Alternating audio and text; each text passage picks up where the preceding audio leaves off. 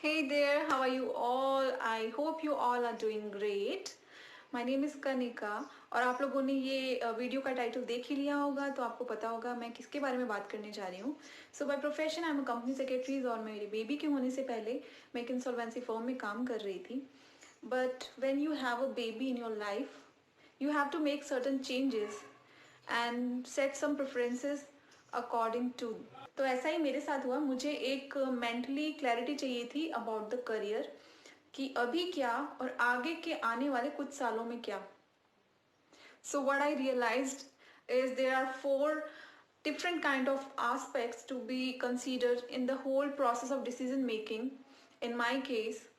So first उसके अंदर जो एस्पेक्ट था वो ये था कि क्या फैमिली की मुझ पे फाइनेंशियल डिपेंडेंसी है। तो इन माय केस ये नहीं था, थैंकफुली।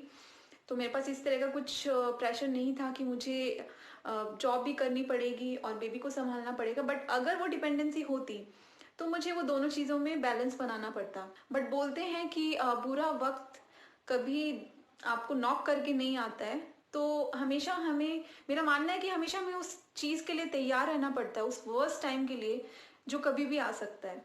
उसके लिए मेरे पास कुछ प्लान्स थे और मैंने उन्हें अभी एग्जीक्यूट भी किया है with the help of my husband, जो कि मैं लेटर ऑन इस वीडियो के एंड में डिस्कस करूंगी।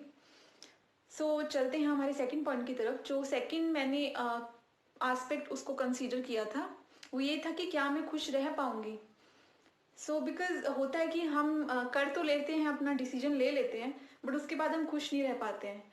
और एक जब आप अंदर से खुश नहीं होगे ना तो आप वो एक पॉजिटिव ऑरा अपनी फैमिली में नहीं दे पाओगे, जो कि बहुत गलत इम्पैक्ट डाल देगा।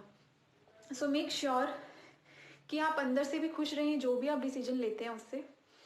द थर्ड आस्पेक्ट वॉज कि इन केस कभी भी मुझे अगर अपना जब भी करियर परस्यू करना है तो उसमें कुछ प्रॉब्लम तो नहीं आ गई उस एक ब्रेक की वजह से।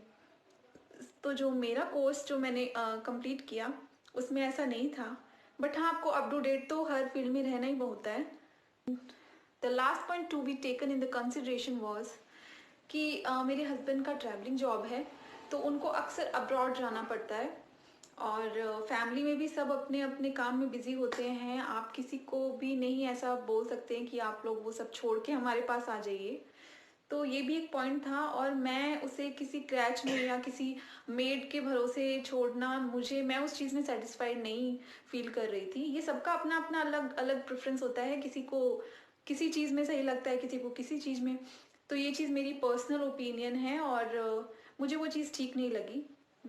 मुझे पता लग गया था कि मेरी प्रेफरेंस क्या है, मुझे अपनी बेबी को प्रेफरेंस देनी थी।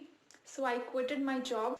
पर इसका मतलब ये भी नहीं था कि मुझे सब कुछ बंद कर देना चाहिए। मेरे हस्बैंड मुझे बहुत मोटिवेट करते हैं कि बहुत सारे ऐसे काम हैं जो आप बेबी के साथ भी कर सकते हो विदाउट एनी इश्यू, और मैं उस चीज़ में बहुत सपोर्ट करूँगा आपका। तो अभी मैंने अपना एक होम मेड ब्यूटी प्रोडक्ट्स का स्टार्ट किया है because I am quite passionate about skin care, natural skin care. मुझे लगता है जो मैंने ये 4 पॉइंट्स कंसीडर किए थे मेरे टाइम में जब मुझे डिसीजन लेना था, ये आपको भी बहुत हेल्प करेंगे। सेग्रीगेशन, एक चीज़ को एक मैनेज वे में किया जाए ना तो वो काफ़ी बेटर आपको डिसीजन लेने में हेल्प करते हैं। तो मैंने यही सोचकर ये चारों पॉइंट आपके सामने रखे हैं। इनको कंसीडर कीजिए कि किस चीज़ में मैं कंफर्टेबल हूँ और किस चीज़ में नहीं हूँ, या कोई चीज़ मेरे लिए पॉसिबल है या नहीं है। इसको अगर आप इस तरह से करेंगे तो आपके लिए डिसीजन लेना थोड़ा इजी हो जाएगा। So subscribe to my channel. Bye bye.